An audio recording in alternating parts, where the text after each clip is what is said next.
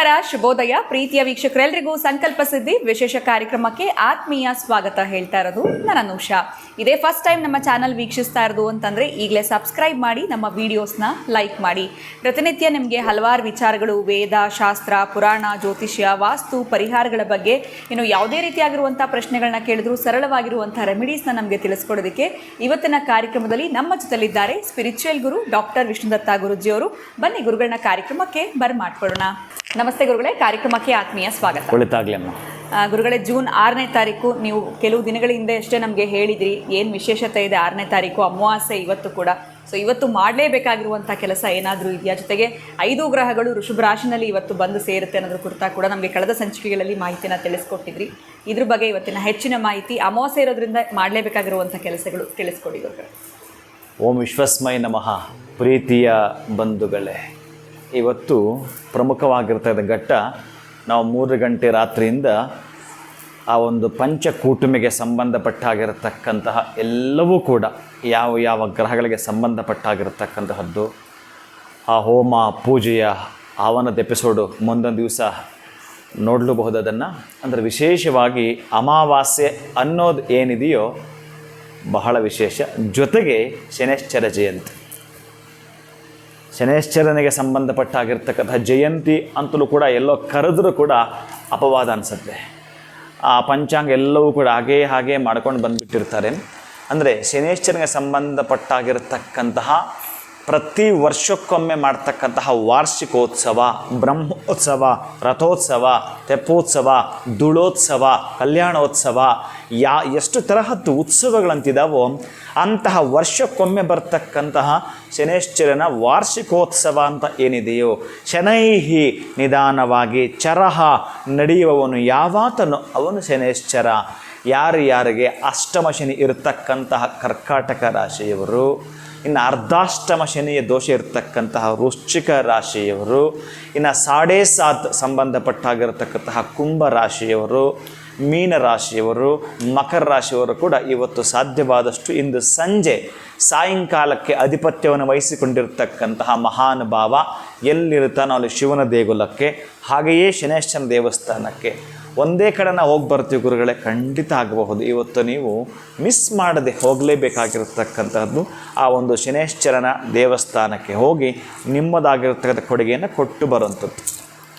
ಏನು ಅಂತಹದ್ದು ಅಂತಂದರೆ, ಎಳ್ಳೆಣ್ಣೆ ನೀವು ಕೊಡಲೇಬೇಕು. ಲಕ್ಷ್ಮೀಕಾರಕವಾಗಿರ್ತಕ್ಕಂಥ ಎಣ್ಣೆಯನ್ನು ಕೊಡತಕ್ಕಂತಹದ್ದು, ಅನೇಕ ಜಾಡ್ಯಾಪಗಳನ್ನು ತೊಳಿತಕ್ಕಂತಹದ್ದು ಆಗಿರೋದು ಆ ಒಂದು ಎಳ್ಳೆಣ್ಣೆ. ಬಹಳ ಸಂತೋಷ ಪಡ್ತಾನೆ ನೀವೇನಾದರೂ ಬಹುಶಃ ಆ ಒಂದು ಎಳ್ಳೆಣ್ಣೆ ಆ ಒಂದು ಶನೈಶ್ಚರನಿಗೆ ಷಟ್ಕಾಲಗಳಲ್ಲಿ ಅಭಿಷೇಕವನ್ನು ಮಾಡ್ತಿರುತ್ತಾರೆ. ಈ ಪಾಂಡಿಚೇರಿ, ತಿರುನಲ್ಲಾರ್ ಆ ಅಮಾವಾಸ್ಯೆಗಳಲ್ಲಿ ಇನ್ನೂ ವಿಶೇಷ. ಅಮಾವಾಸ್ಯೆ ಅವನ ಜನ್ಮತಿಥಿ ಯಾರಿಗೆ? ಶನೈಶ್ಚರನಿಗೆ. ಹಾಗಾಗಿ ನೀವೇನಾದರೂ ಕೂಡ ಆ ಶನೈಶ್ಚರನ ದೇವಸ್ಥಾನಕ್ಕೆ ಬೇರೆ ನೆನ್ನೆ ಯಾವತ್ತು ಹೋಗಿದ್ದೆ, ಮೊನ್ನೆ ಹೋಗಿದ್ದೆ, ಪರವಾಗಿಲ್ಲ, ಈ ರೀತಿ ಬೇಜವಾಬ್ದಾರತನ ಇವತ್ತು ಮಾಡಬೇಡಿ. ಇವತ್ತು ಯಾವುದೇ ಕಾರಣಕ್ಕೂ ಮಾಡಬೇಡಿ. ಇಂದು ಸಾಧ್ಯ ಆದರೂ ಕೂಡ ನೀವು ಹೋಗ್ತಕ್ಕಂತಹದ್ದನ್ನು ಮಾಡಿಕೊಳ್ಳಿ. ಆ ಅರ್ಜುನ್ ಲಗ್ನದಲ್ಲೂ ಕೂಡ ಅವನಿಗೆ ಆ ಒಂದು ಎಳ್ಳೆಣ್ಣೆ ಕೊಡ್ತಕ್ಕಂತಹದ್ದು. ಇನ್ನು ತುಳಸಿ ತುಂಬ ಪ್ರೀತಿ ಅವನಿಗೆ. ಆ ತುಳಸಿಯನ್ನು ಕೈಲಿ ಹಿಡ್ಕೊಂಡು 19 ಪ್ರದಕ್ಷಿಣೆ ನಾವು ಮಾಡ್ತೀವಿ ಅಂತಂದರೆ, ಯಾಕೆ 19 ಪ್ರದಕ್ಷಿಣೆ ಅಂತಂದರೆ, ಆ 19 ಅವನ ದಶಾಭುಕ್ತಿಯ ಸಂಖ್ಯೆ ಆಗಿರುವಂಥದ್ದು.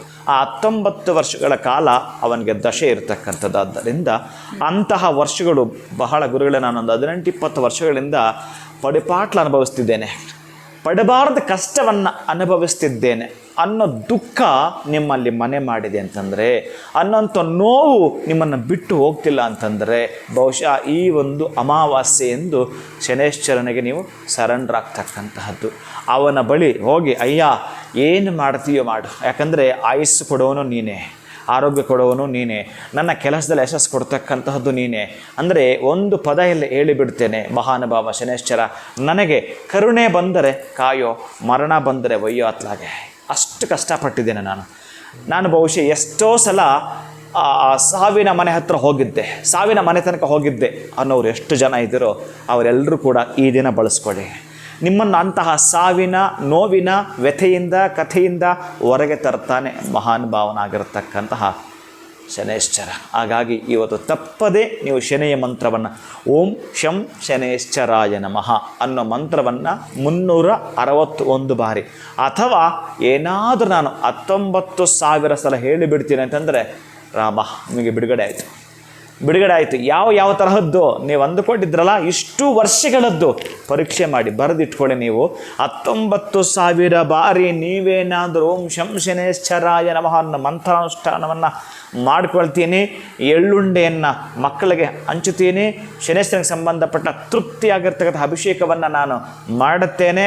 ಆ ಒಂದು ಅಭ್ಯಂಜನ ಸ್ನಾನ ಮಾಡೋದನ್ನು ನೋಡುತ್ತೇನೆ ಅನ್ನೋ ಸಂಕಲ್ಪ ನಿಮ್ಮದಾಯಿತು ಅಂತಂದರೆ ಕಪ್ಪು ಕಂಬಳಿಯನ್ನು ದಾನ ಮಾಡ್ತೀನಿ, ಪಾದರಕ್ಷೆಗಳನ್ನು ದಾನ ಮಾಡ್ತೀನಿ, ಛತ್ರಿಯನ್ನು ದಾನ ಮಾಡ್ತೀನಿ ಅನ್ನೋದೇ ಆದರೆ 19,000 ಬಾರಿ ಮಂತ್ರವನ್ನು ಕೂಡ ಹೇಳುತ್ತೇನೆ ಅನ್ನೋದೇ ಆದರೆ ನಿಮ್ಮನ್ನು ಇಷ್ಟು ದಿನ ಆ ಸೆರೆಮನಿಯಲ್ಲಿ ಬಂಧಿಸಿತ್ತಲ್ಲ, ಆ ಕಷ್ಟದಲ್ಲಿ ಬಂಧಿಸಿತ್ತಲ್ಲ, ಆ ನೋವಲ್ಲಿ ಬಂಧಿಸಿತ್ತಲ್ಲ, ಇವತ್ತು ಕೀ ಓಪನ್ ಮಾಡಿ ಕೊಡ್ತಾನೆ.